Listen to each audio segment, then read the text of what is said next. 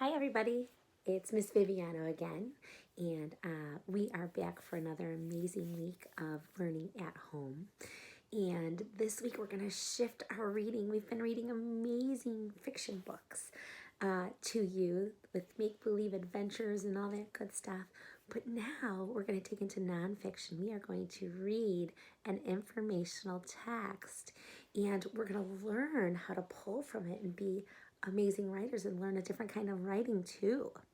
We're going to go from opinion writing to informational writing. And as we go through the week, you're going to see how that works. It's going to be awesome. But the first thing that I wanted to make sure that we know is that fiction books are make-believe. And nonfiction informational texts are books that authors write to teach about something, teach about a topic. And it's pretty awesome because if you want to learn about sharks per se, you can go and get a book called Sharks, and the author writes all true facts about sharks so you can learn everything you want to know about sharks. And if you want to learn about pumpkins and how pumpkins grow, you can find a book, an informational book about pumpkins, and inside here, the author will write all true facts about pumpkins and everything you'd want to learn about pumpkins.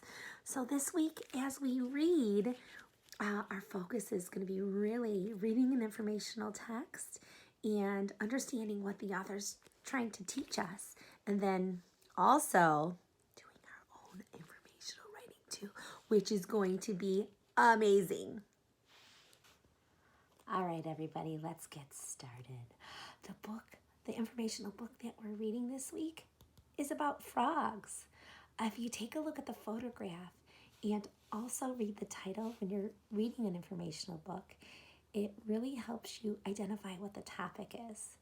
You know that the photograph is of a frog. Let's read the title, The Life Cycle of a Frog, and that will help us know that this text is going to teach you how frogs grow. That is the topic. Now, we're going to dig in and read just the introduction today to really get a gauge on how the author wants us to understand what the topic is and where it's going. So before we read this, I'd like for you to think about keywords, and keywords are so important. Keywords are the words that help us really understand what the writer is trying to teach us, because as I keep saying, informational text teaches you something, and there's something really cool that I can already see.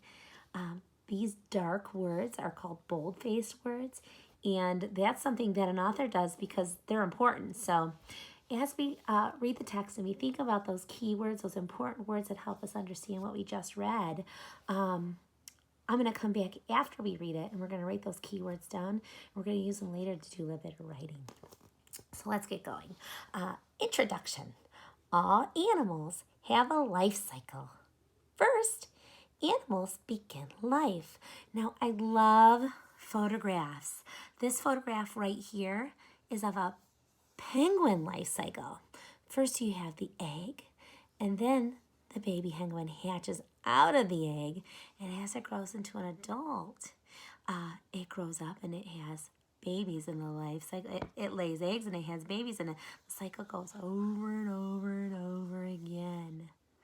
Now over here, let's read this part of the text. It says, then animals change and grow. Finally, animals die. That's the end of a life cycle.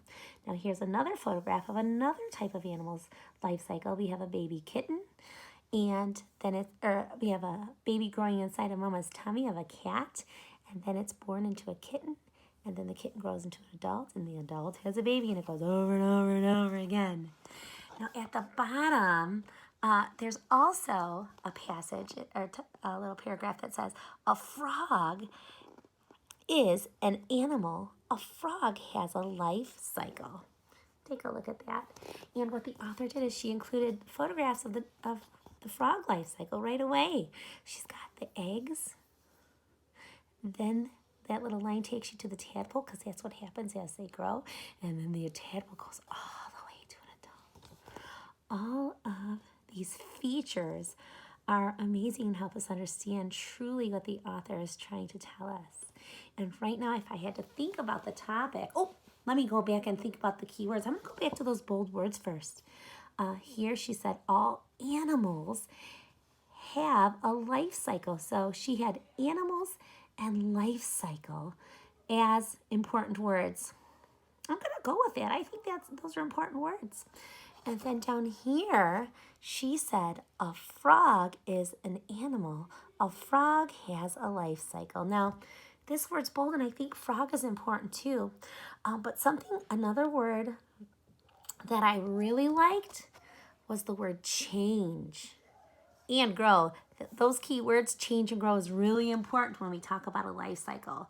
So right now, I'm actually going to write down the keywords and post them up. And then when I come back, we are going to do a little bit of writing. Topic sentence writing. Hold on just a second. Okay, so I have our keywords posted. And I selected animals. And if I remember from the passage, I know that a frog is an animal. So that's there. And then, now I'm reading the keyword life cycle. And I remember that the author had taught us in the passage that all animals have life cycles. So these keywords are really helping me remember what I read.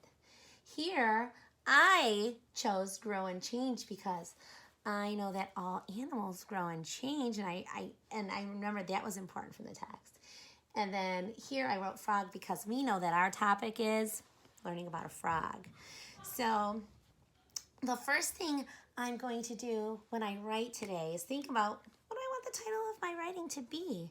And obviously, if we read a book and we're going to teach somebody else what we learned in that book, we know that the book is called Frog. So I think the title is going to be Frogs. And I'm going to write that right here at the top.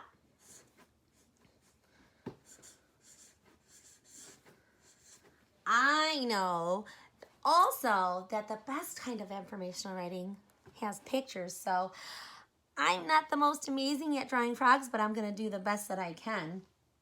Maybe I'll do this.